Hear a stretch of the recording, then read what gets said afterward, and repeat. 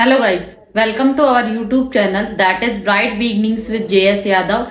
Now we will continue our science series with a new topic or new chapter that is acid, base and salts. Acid, base and salt. First we will talk about acid. As you know, छोटी classes में आपने पढ़ा होगा कि acids क्या होते हैं, हम बचपन से पढ़ते आ रहे हैं. सोर एंड टेस्ट, ठीक है. कैसे होते हैं? टेस्ट में खट्टे होते हैं. और क्या करते हैं? कन्वर्ट या टर्न्स लिख लो, turns blue litmus paper, litmus to red. ठीक है, बचपन से यही पढ़ते आ रहे हैं कि एसिड्स क्या होते हैं, खट्टे होते हैं टेस्ट के अंदर, और क्या होते हैं, ब्लू लिटमस को रेड के अंदर कन्वर्ट कर देते हैं. ठीक है, अभी जो एसिड है ये लैटिन वर्ड एसिडस से बना है, लैटिन वर्ड एसिडस से बना है. ठीक है, दूसरी बात, अब थोड़ा सा जनरल इंट्रोडक्शन दे देती हूँ, फिर एसिड को कंटिन्यू करेंगे. एसिडस से बना है जिसका मीनिंग होता है सोर इन टेस्ट, है या सोर टू टेस्ट, यानी खट्टे होते हैं. ठीक है, अब खट्टे क्या कौन कौन सी चीजें होती है आपने खाई है, जितने भी सिट्रस फ्रूट है. ठीक है, व्हाट इज दैट? टैमरिंड, इमली. ठीक है, ग्रेप्स, ऑरेंजेस, लेमन, कीवी. ठीक है, ये सारे क्या है, दे कंटेन एसिड. ठीक है, उसके बाद बेस क्या होते हैं, इसी के नीचे बता देती हूँ. What are basis? बेस क्या होते हैं, कैसे होते हैं? बिटर इन टेस्ट, यानी टेस्ट में कैसे होते हैं, कड़वे होते हैं. और टर्न्स क्या होते हैं? Red litmus to, red litmus को किस में कर देते हैं, ब्लू के अंदर कन्वर्ट कर देते हैं या टर्न कर देते हैं. ठीक है, अगर किसी भी एसिड में रेड लिटमस को डिप किया जाएगा तो ब्लू के अंदर कन्वर्ट हो जाएगा. ठीक है, और कैसे होते हैं? सोपी इन टच, यानी साबुन जैसे लगते हैं.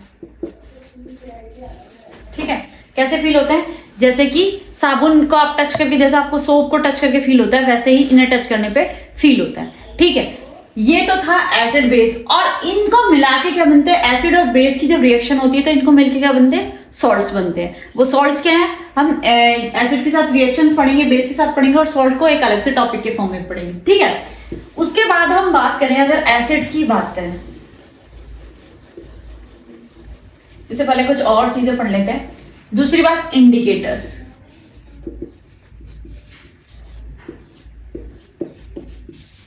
इंडिकेटर्स का मतलब क्या होता है? टू इंडिकेट समथिंग, है ना, किसी चीज को क्या करना, इंडिकेट करना.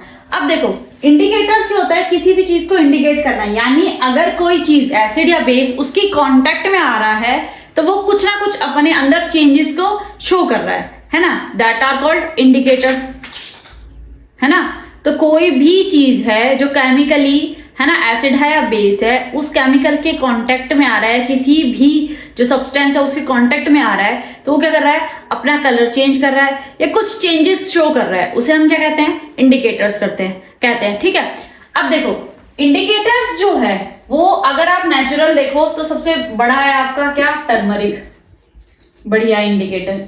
ठीक है, टर्मरिक आपने देखा होगा किसके साथ, बेस के साथ रिएक्ट करते हैं. बेस यानी सोप्स मेनली.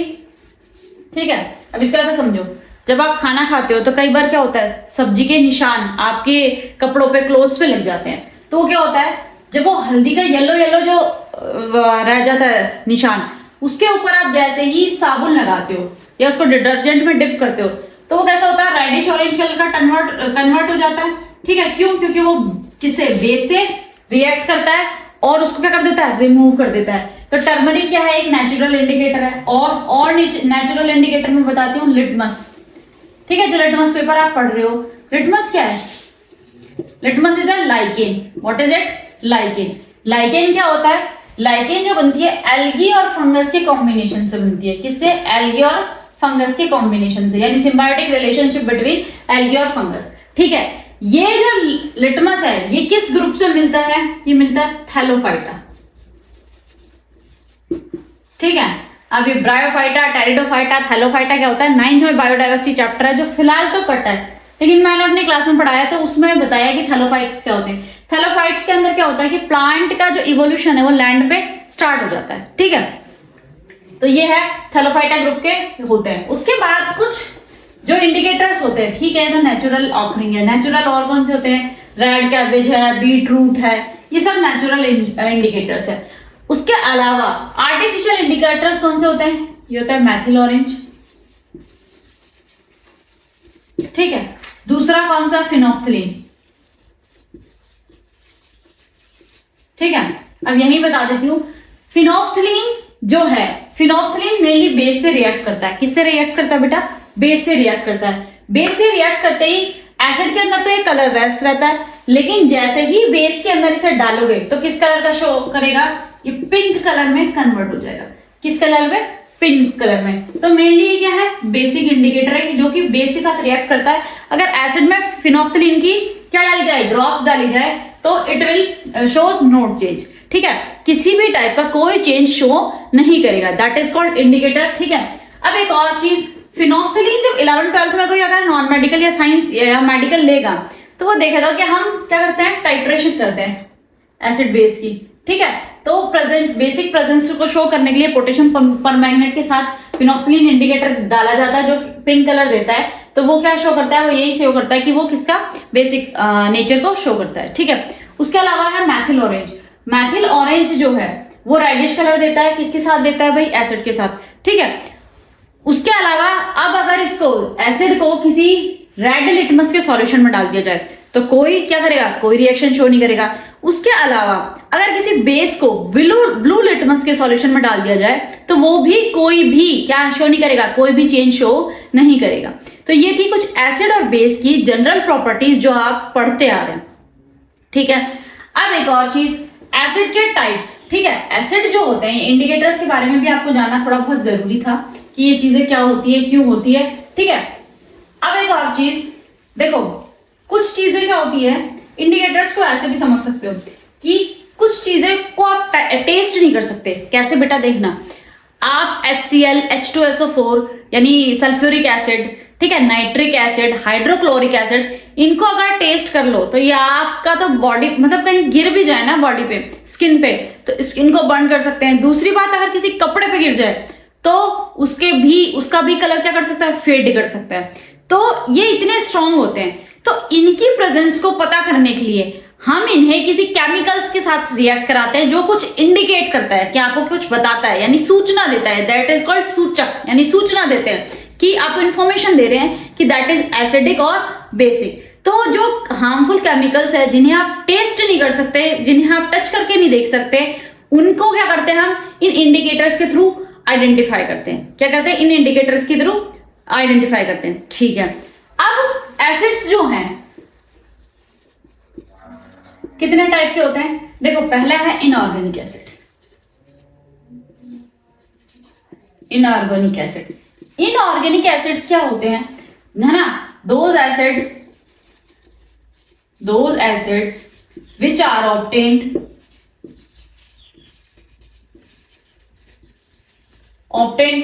है ना, which are obtained from earth minerals या मिनरल्स ऑफ अर्थ, फ्रॉम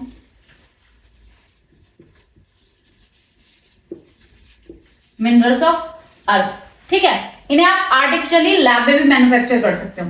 तो इनऑर्गेनिक एसिड्स वो हैं जो आपको अर्थ के मिनरल्स से आप एक्सट्रैक्ट करते हो, that are called inorganic acids.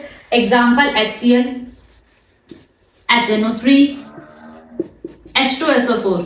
अब इनके नाम यही सुन लेगा, जहां भी मैं HCl लिखूं that is hydrochloric acid, HNO3 means nitric acid, H2SO4 means sulphuric acid, ठीक है। अब देखो, सल्फ्यूरिक एसिड को हम किंग ऑफ एसिड्स भी कहते हैं, that is very very strong. अब स्ट्रॉन्ग एसिड है ये, ठीक है, ये बहुत हार्मफुल होता है, ठीक है। यहां लिख लो king of acids.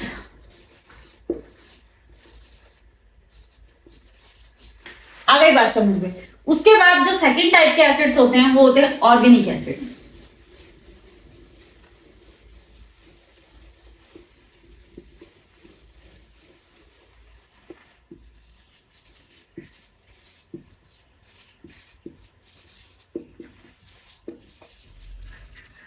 those acids which are obtained from plant and animals। ठीक है, वो एसिड जो हमें प्लांट और एनिमल के प्रोडक्ट्स या इनसे एक्सट्रैक्टेड होते हैं तो उन्हें हम कहते हैं ऑर्गेनिक एसिड। आप एग्जांपल आपने सुना होगा एसिटिक एसिड,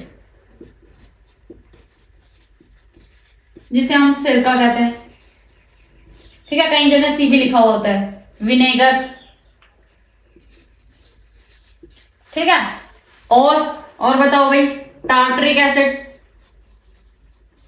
जो किसके अंदर होता है, टैमरिंड और अनराइपन ग्रेप्स के अंदर, है ना, कच्चे अंगूरों के अंदर। ठीक है, और बताओ, फॉर्मिक एसिड, ये किसके अंदर होता है भाई, स्टिंग ऑफ आंट्स और बीटल्स और इंसेक्ट्स। ठीक है, और इसके अलावा ओलिविक एसिड, ये किसके अंदर होता है बेटा, ऑलिव ऑयल के अंदर होता है। ठीक है, तो ऐसे बहुत सारे एसिड है जो, और सिट्रिक एसिड कॉमनली आप सभी जानते हैं, सिट्रस फ्रूट के अंदर होता है। ठीक है, तो ये कुछ एसिड्स हैं जो आपको फ्रूट से, लेमन से, आप जो भी खाते हो उनसे आप एसिड्स को ऑब्टेन करते हो। ठीक है, तो ये ऑर्गेनिक एसिड्स होते हैं। ठीक है, दूसरी बात, एसिड्स के और कैटेगरी बताती हूं।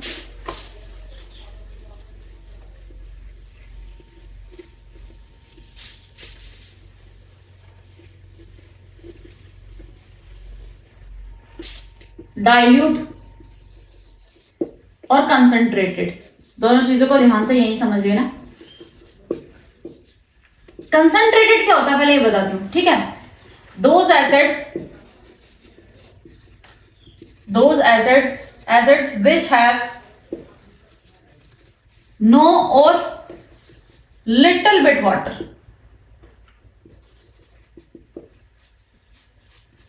ठीक है, उनके कंपोजिशन में बहुत कम मात्रा में पानी हो।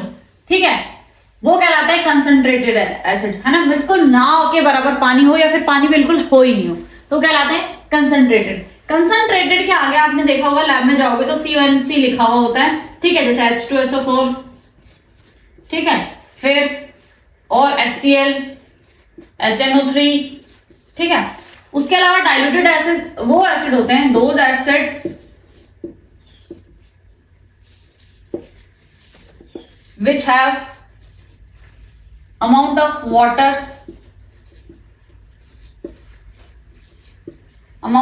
is present। ठीक है, which have amount of water। ठीक है, अब इस प्रेजेंट लिखने की जरूरत है नहीं है। ठीक है, तो जिनके अंदर आपको 50%, 20%, 30%, 40% क्या हो, वाटर का अमाउंट प्रेजेंट हो, तो वो क्या कहलाते हैं, डाइल्यूट एसिड। अब एसिड्स की कुछ प्रॉपर्टीज,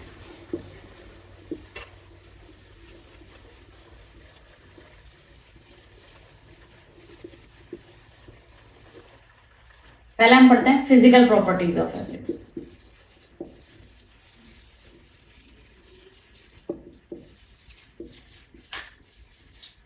ठीक है, फिजिकल प्रॉपर्टी पहली कैसे होती है, सॉर इन टेस्ट, स्वाद में खट्टे होना। ठीक है, आप सबको पता है कि एसिड्स जितने भी होते हैं वो स्वाद में कैसे होते हैं, खट्टे होते हैं। आप सबने अंगूर खाए हैं, ठीक है, सबने इमली खाई है, सबने नींबू खाया। नींबू एक कॉमन जनरल, लेमन जो है वो सभी सैलेड्स में मिलता है और डलता ही डलता है। ठीक है, अब ठीक है, सॉर इन टेस्ट भी हो गए। ठीक है, दूसरा क्या करते हैं, नॉर्मली फिजिकल प्रॉपर्टी में क्या करते हैं कि कन्वर्ट्स या turns blue litmus to red. ठीक है, ब्लू लिटमस को किसके अंदर चेंज कर देते हैं, रेड लिटमस के अंदर चेंज कर देते हैं। ठीक है, ब्लू लिटमस को किसके अंदर चेंज कर देते हैं, रेड लिटमस के अंदर। तीसरा, कंडक्ट इलेक्ट्रिसिटी। ठीक है, लिक्विड्स जो हैं, मतलब सॉरी एसिड्स जो हैं वो क्या करते हैं, है ना, इलेक्ट्रिसिटी को इजीली उनके अंदर से पास ऑन होने देते हैं। ठीक है, यानी आप अगर नींबू का रस निकाल के उसके अंदर इलेक्ट्रिसिटी पास करने की, पूरे सर्किट के थ्रू इलेक्ट्रिसिटी पास करने की कोशिश करोगे तो इजीली इलेक्ट्रिसिटी पास हो जाएगी। तो they are good conductor of electricity. ठीक है, आ गई बात समझ में। ये तो हो गई कि वाटर नहीं, सॉरी यहाँ है एसिड आएगा। ठीक है, फिजिकल प्रॉपर्टी किसकी हो गई है? एसिड की हो गई कि वो टेस्ट में खट्टे होते हैं, ब्लू लिटमस को रेड में कन्वर्ट कर देते हैं, इलेक्ट्रिसिटी को इजीली पास होने देते हैं। ठीक है, वाटर अमाउंट पे ये कैसे हो सकते हैं? कंसंट्रेटेड या डाइल्यूट हो सकते हैं। ठीक है, और वाटर के साथ ये डिसोसिएशन शो करते हैं। वो जो है वो केमिकल प्रॉपर्टीज पढ़ने के बाद जो एसिड में कुछ चीजें कॉमन है उसके बारे में पढ़ेंगे, तब मैं आपको बताऊंगी कि एसिड्स क्या रोल प्ले करते हैं जब उनको पानी के अंदर उनको डिसोसिएट किया जाता है या फिर आयोनाइजेशन किया जाता है, तो कैसा कैसा बिहेवियर शो करते हैं। ठीक है, उसके बेसिस पे एसिड, उसके बेसिस पे भी एसिड दो टाइप के होते हैं, वो हम नेक्स्ट पढ़ेंगे अभी थोड़ी देर में। अब है chemical properties, chemical properties of acid.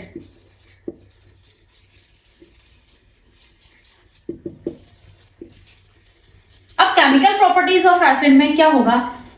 Acid react with metals. तो क्या होगा इसमें? मेटल्स अगर एसिड के साथ रिएक्शन करते हैं तो हाइड्रोजन गैस इवॉल्व होगी। कौन सी गैस इवॉल्व होगी? Hydrogen gas evolve. अब कैसे अभी देखते हैं, देखना।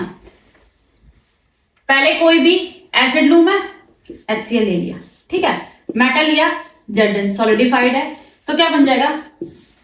2 मॉलिक्यूल्स ऑफ HCl ले लिए, जिंक क्लोराइड बन जाएगा और हाइड्रोजन जो गैस है वो बाहर निकल जाएगी। ठीक है, अगर इसे आप एक लाइन में लिखना चाहते हो तो ऐसे भी लिख सकते हो, मेटल प्लस एसिड गिव्स, है ना, मेटालिक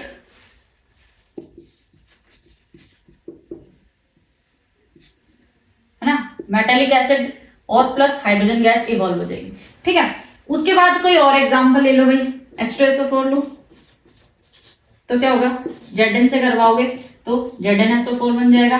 ठीक है, जिंक सल्फेट या जिंक सल्फाइड और हाइड्रोजन गैस निकल जाएगी। तो ध्यान रखना, एसिड कोई भी मेटल से रिएक्ट करता है तो क्या इवॉल्व होगी? हाइड्रोजन गैस नहीं इवॉल्व होगी। दूसरी बात, सिल्वर गोल्ड, ठीक है, ये मेटल एसिड से रिएक्ट नहीं करते हैं, इसीलिए इनकी ज्वेलरी बनाई जाती है। आ गई बात समझ में। तीसरी बात, अगर कैल्शियम और सोडियम को किसी भी एसिड से आप रिएक्ट करते हो, रिएक्ट करवाते हो, तो that is danger for you. क्यों? सोडियम हाईली रिएक्टिव मेटल है। ठीक है, अब जब हम नेक्स्ट चैप्टर में मेटल और नॉन मेटल पढ़ेंगे तो हम ये देखेंगे थर्ड चैप्टर में कि एक सीरीज दे रखी है। तो मेटल क्या है? जो सोडियम है, आपने देखा होगा वो कैसा मेटल है? सोडियम बहुत सॉफ्ट मेटल है, पनीर का पीस देखा है वैसा दिखाई देता है। अगर बेटा उसे ऑक्सीजन में खुला छोड़ दिया जाए, उसको प्रिजर्व भी केरोसिन के अंदर किया जाता है, अगर आपने उसे थोड़ी there with in a second खुला छोड़ दिया तो वो आग पकड़ लेता है। ठीक है, इतना रिएक्टिव मेटल है। तो कैल्शियम, ये लिख लेना, silver and gold do not react with acids।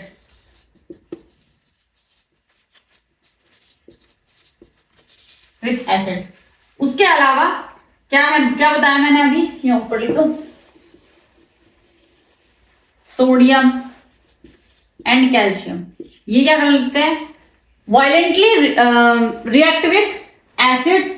ठीक है, और ब्लास्ट करने की कैपेसिबिलिटी होती है, यानी हाईली रिएक्टिव है ये। कैसे भाई? हाईली रिएक्टिव है ये, और आप लोगों के लिए खतरा हो सकता है। तो सोडियम के पीस जो है वो दूर से देखने में सिर्फ पनीर का जैसे टुकड़ा होता है ना, सेम वैसा ही ऑफ व्हाइट कलर का होता है। ठीक है, 11th-12th अगर स्कूल में आपके लोगों के लैब हुई तो 11th-12th हुई तो वहां आराम से देखने को मिलेगा। दूसरे जो रिएक्शन है, एसिड्स किसके साथ रिएक्ट कर सकते हैं? कार्बोनेट और बाइकार्बोनेट्स के साथ, जिन्हें हाइड्रोजन कार्बोनेट्स भी कहते हैं। ठीक है, बायोकार्बोनेट को क्या कहते हैं? Hydrogen carbonate. अगर एसिड्स जो हैं वो बाइकार्बोनेट्स, जिन्हें हम हाइड्रोजन कार्बोनेट्स भी कहते हैं,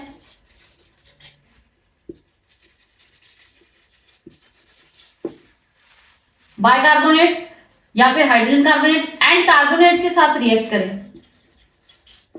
तो क्या देगा? देखो बेटा, इसके अंदर जो गैस, इसके अंदर एक तो मेटल वो, ठीक है, इसके अंदर क्या बनेगा? Metallic salt. उसके अलावा क्या निकलेगा? पानी निकलेगा और कार्बन डाइऑक्साइड गैस इवॉल्व होगी। ठीक है, कौन सी? ब्रिस्क एफरवेसेंस के साथ कार्बन डाइऑक्साइड गैस बाहर निकलेगी। तो ये चीजें तो दो निकलनी है। ठीक है, अब देखो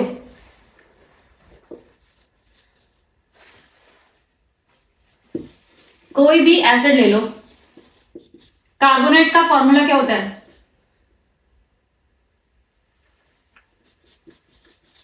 Na2CO3। ठीक है, तो क्या निकालना है इसमें से आपको? एक तो H2 निकलेगा, CO2 निकलेगा और जिंक। ठीक है, सोडियम बाइकार्बोनेट। ठीक है, ये ZnCO2 बनाएगा, जिंक ऑक्साइड या जिंक Na, ये मेटल रिप्लेस कर देगा। क्या करेगा? यहाँ जिंक के साथ ZnCO3 बना लेगा।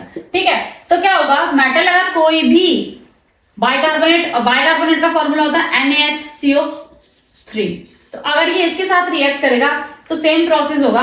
ठीक है, बस और कोई इसके साथ, इसके अलावा और कुछ प्रोसेसेस नहीं होंगे। ठीक है, उसके अलावा क्या है कि मेटेलिक सॉल्ट, ये जो है ये मेटल सॉल्ट बना लेगा। ठीक है, अब अगर एक और बात, एसिड्स जो है वो अगर बेस से रिएक्ट करे, किससे रिएक्ट करें? बेस से रिएक्ट करें। ठीक है,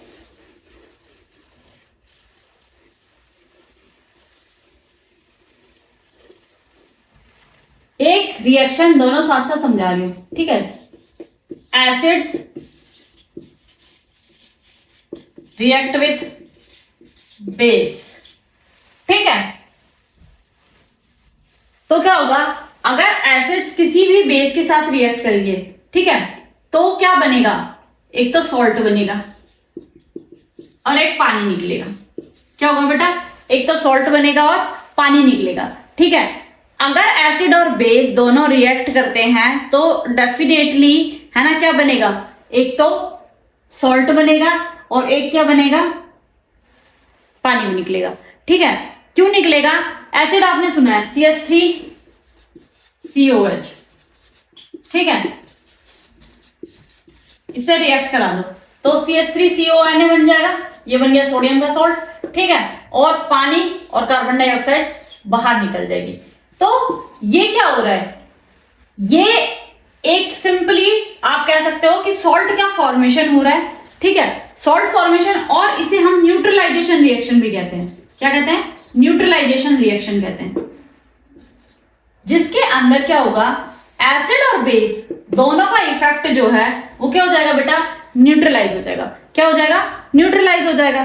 ठीक है, और दूसरा OH आयन के साथ रिएक्ट करवाओ, है ना, किसी भी हाइड्रोक्सी आयन के साथ रिएक्ट कराओगे तो देखो ये जो है आरएनए कंसेप्ट से रिलेटेड है जो नेक्स्ट रिएक्शन है, पर वो इसी के अंदर न्यूट्रलाइजेशन रिएक्शन है। किसी के भी हाइड्रोक्सी आयन से आप रिएक्ट कराओगे तो हाइड्रोक्सी आयन का, किसी भी चीज का आयनाइजेशन करने पे हाइड्रोक्सी आयन कौन देता है? बेस देता है। तो ऑटोमेटिकली जो थर्ड और फोर्थ रिएक्शन है वो न्यूट्रलाइजेशन रिएक्शन है। आप हाइड्रोक्सी आयन से रिएक्शन करा रहे हो तो सेम वही कि बेस से रिएक्शन करा रहे हो तो वो उसमें भी न्यूट्रलाइजेशन रिएक्शन होगा। अगर बेस एसिड से रिएक्ट करे तो भी सॉल्ट बनना है, और अगर एसिड बेस से रिएक्ट करे तो भी सॉल्ट, पानी और कार्बन डाइऑक्साइड ही निकलनी है। दैट इज बिटर ट्रूथ, या फिर ये गांठ मान लो आप। ठीक है, दूसरी बात, एसिड्स प्रेजेंट होते हैं। ठीक है, मान लो कोई चीज है, किसी केमिकल से आप रिएक्ट करवा रहे हो। ठीक है, अब देखो एक टॉपिक और है आपके उसमें, ऑल्फैक्टरी इंडिकेटर्स। ठीक है, भैया आप टच नहीं कर सकते, ये केमिकल प्रॉपर्टीज यहाँ खत्म हुई। अब इस टॉपिक में छोटे छोटे सब टॉपिक्स हैं, उनके बारे में हम पढ़ लेते हैं। एक और चीज कि ऑल्फैक्टरी इंडिकेटर्स क्या होते हैं। अब मेरी बात ध्यान से सुनना, आप देख के तो आइडेंटिफाई कर नहीं सकते कि ये एसिड है या बेस है या सॉल्ट है। अब बताओ कैसे कैसे आप आइडेंटिफाई नहीं कर सकते। एक में मैं नींबू का रस रख दूं, ठीक है, एक में मैं चीनी और चीनी का कुछ मिक्स करके, और उस नींबू वाले में भी मैं थोड़ी सी शुगर मिक्स कर दूं, एक में मैं प्लेन चीनी का घोल रख दूं, तो आप आइडेंटिफाई कर सकते हो कि क्या है। और उन दोनों के अंदर मैं कंसंट्रेटेड एसिड डाल दूं तो आप पी भी नहीं सकते उसे, तो कैसे आइडेंटिफाई होगा। तो एक कुछ होते हैं ऑल्फैक्टरी इंडिकेटर्स। अभी ऑल्फैक्टरी किससे होता है? ऑर्डर से रिलेटेड होता है, ठीक है। टेस्ट, ऑर्डर मतलब स्मेल से रिलेटेड, क्या आपको चीजें स्मेल करके पता लगा लें। अब देखो एक छोटा सा एग्जांपल देती हूँ। आप सब रेस्टोरेंट में खाना खाने जाते हो, ठीक है, आपने वहां पे, है ना, सिरका प्याज, अनियंस, ठीक है, बहुत बार ऑर्डर करी होगी, बड़ी अच्छी सी रेडिश कलर में वो आती है, टेस्ट में उनका खट्टा खट्टा जो टेस्ट होता है वो नमकीन चटपटा यम होता है। तो देखो ऑनियन को अगर आप किसी बेस के साथ रिएक्ट कराओगे तो वो कैसे भी स्मेल नहीं देगा, ठीक है। तो और अगर आप किसी एसिड के अंदर अनियन को डालोगे तो वो क्या करेगा? स्ट्रॉन्ग स्मेल देगा। तो ये क्या स्ट्रॉन्ग स्मॉल, ये भी तो ये बता रहा है। दूसरा मान लो आपने और कोई शुगर ले ली, ठीक है, तो या फिर और कोई फ्रूट या और कुछ ले लिया आपने, टमाटर ले लिया, टमाटर तो खुद एसिडिक है, ठीक है, बीटरूट वगैरह कुछ ले लिया, तो वो इनके साथ रिएक्शन शो ही नहीं करेगा। तो जो ऑर्डर से हमें आइडेंटिफाई होता है कि ये एसिड है या बेस है, वो क्या कहलाते हैं? ऑल्फैक्टरी इंडिकेटर कहलाते हैं। क्या कहलाते हैं बेटा? ऑल्फैक्टरी इंडिकेटर कहलाते हैं। दूसरी बात, एसिड्स में कॉमन क्या है सारे एसिड्स में, कि इन सभी के अंदर देखो मैंने क्या कहा, एसिड्स जो हैं कुछ नॉन रिएक्टिव है, जैसे मैंने कहा सिल्वर है, गोल्ड है, ठीक है, ये क्या है? नॉन रिएक्टिव है। लेकिन इनकी भी एक कॉमन प्रॉपर्टी है कि सारे एसिड्स में क्या कॉमन है, ठीक है। स्टेट की बात करूं मैं, अगर एसिड की फिजिकल प्रॉपर्टी में आप एक और चीज लिख सकते हो, स्टेट की बात करूं तो मोस्टली क्या होते हैं? सॉलिड होते हैं, लिक्विड होते हैं कुछ। अब देखो सॉलिड बोरिक एसिड होता है, ठीक है, बोरिक एसिड क्या है? एक सॉलिडिफाइड फॉर्म है। लिक्विड मोस्टली जितने भी एसिड आपने लिक्विड स्टेट में देखोगे, तो ये एक्सेप्शन आप लिख सकते हो स्टेट वाला भी। अब मेरी बात ध्यान सुनना, स्टेट में भी चेंजमेंट मिल रहा है, ठीक है, रिएक्टिविटी में भी चेंजमेंट मिल रहा है, तो फिर एक ऐसी चीज जो बिल्कुल कॉमन है वो क्या है कि सारे जितने भी एसिड्स है वो इलेक्ट्रिसिटी कंडक्ट करते हैं, ठीक है।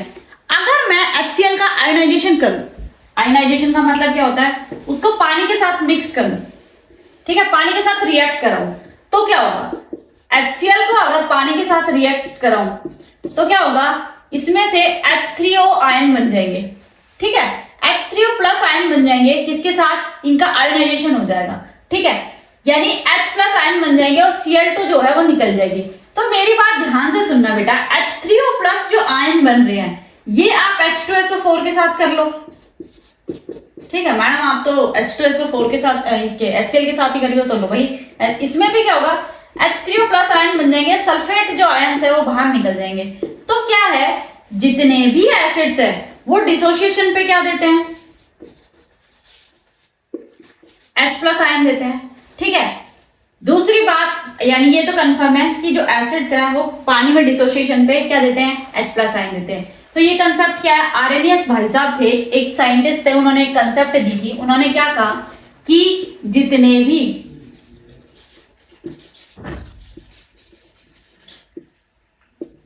all acids give H plus ion in their ionization, ठीक है, ठीक है, H2O में आयोनाइजेशन करने पे जितने भी एसिड्स हैं वो क्या देते हैं? H प्लस आयन देते हैं, जो कंप्लीटली डिसोसिएट हो जाते हैं दोज। अब देखो स्ट्रॉन्ग एसिड्स क्या होते हैं, those acids which completely dissociate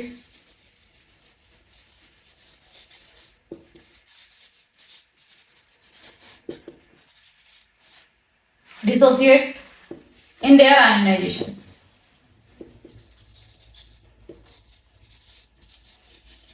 ionisation में कंप्लीटली क्या होता है? टूट जाते हैं, ठीक है। दूसरी बात, ये कहलाते हैं strong acids, example H2SO4, HNO3 और HCl। वीक एसिड्स क्या होते हैं?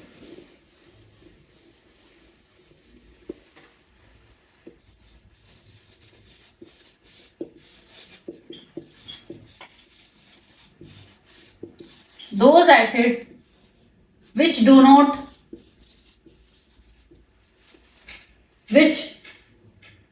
completely ionize in aqua solution में लिख सकते हो आप, ठीक है, ठीक है, एक्वा एक्वा सॉल्यूशन में लिख सकते हो यहाँ पे कंप्लीटली डिसोसिएट्स देयर आयोनाइजेशन, यहाँ पर इन एक्वा सॉल्यूशन भी यूज कर सकते हो आप, ये आपकी मर्जी है भाई, ठीक है। एक्वा सॉल्यूशन क्या होता है, देखो सॉल्यूशन को शॉर्ट फॉर्म में ऐसे लिखते हैं, पेपर में शॉर्ट फॉर्म में मत लिखे ना भाई, ठीक है। ऐसे CH3COH है, ठीक है। इसका अगर आयोनाइजेशन करोगे तो ये क्या होगा, कंप्लीटली नहीं होगा, पार्शियली डिसोसिएट होगा, पर डिसोसिएट जरूर होगा, ठीक है। तो ये क्या है, एसिड्स की कुछ प्रॉपर्टी है कि वीक एसिड और स्ट्रॉन्ग एसिड क्या होते हैं, देखो। और स्ट्रॉन्ग एसिड जो होते हैं ना वो क्या होते हैं बेटा, सिंपली ऐसा नहीं है कि स्ट्रॉन्ग एसिड बहुत खतरनाक होते हैं, इतने खतरनाक भी नहीं होते। हाँ ये नो डाउट कि जितने भी इनऑर्गेनिक एसिड्स हैं ये बहुत स्ट्रॉन्ग एसिड होते हैं, इनके अगर आप डायरेक्ट कांटेक्ट में आ जाओ तो क्या होगा कि आप लोगों को इनसे या तो जलन होगी बहुत तेज, आपने देखा होगा, क्या कहते हैं, सुनना मेरी बात, क्या कहते हैं कि कोई है ना आंट स्टिंग है या चींटी ने बाइट कर लिया, ठीक है, और हनी बीज ने बाइट कर लिया, फॉर्मिक एसिड होता है उनके स्टिंग में, तो क्या कहते हैं साबुन लगा लो। क्यों, क्योंकि साबुन क्या होता है बेटा, बेसिक इन नेचर होता है और वो उसका जो इफेक्ट होता है उसे न्यूट्रलाइज कर देता है। एसिड और बेस जब रिएक्ट करेंगे तो क्या होगा, उसको न्यूट्रलाइज कर देंगे। तो ये कॉमन कंसेप्ट है। दूसरी बात, एक कॉमन एग्जांपल देती हूं, देखना क्या होगा। आपने कहीं बहुत ज्यादा खा लिया, बहुत ज्यादा समोसे खा लिए या बहुत ज्यादा फास्ट फूड खा लिया, आपको पेट में जलन सी फील होने लग जाती है, ठीक है, इंडाइजेशन की प्रॉब्लम हो जाती है, एसिडिटी हो जाती है, ठीक है। तो क्या होता है, आपके पेट का या आपके पेट में जो पीएच है उसका एसिडिक मीडियम इंक्रीज हो जाता है। अब अगर एसिडिक मीडियम इंक्रीज हो गया तो आप क्या देगा डॉक्टर आपको, एंटासिड, ठीक है, एंटासिड देता है, ठीक है। वो क्यों देता है, ताकि वो पेट के अंदर जाके क्या कर दे, आपके मीडियम को क्या कर दे, बेसिक में कन्वर्ट कर दे और उस चीज को न्यूट्रल, वो बेसिक होता है नेचर में, वो आपके पेट में जो एसिडिक मीडियम हुआ है उसे न्यूट्रलाइज करने में हेल्प करे। दूसरी बात, एसिडिटी हो गई, इनो पी लेते हैं। इनो खुद क्या है, एक बेसिक सॉल्ट है। बेसिक जब एसिडिक के अंदर जाएगा तो उसे क्या करेगा, न्यूट्रलाइज करने की कोशिश करेगा, न्यूट्रलाइज करेगा तो आपको रिलीफ मिल जाएगा, ठीक है। ये थे एसिड से रिलेटेड कुछ बेसिक कंसेप्ट, कुछ चीजें रह गई है वो नेक्स्ट क्लास में हम कंटिन्यू करेंगे। Thanks for today's class, like our video, subscribe our channel, thank you for watching.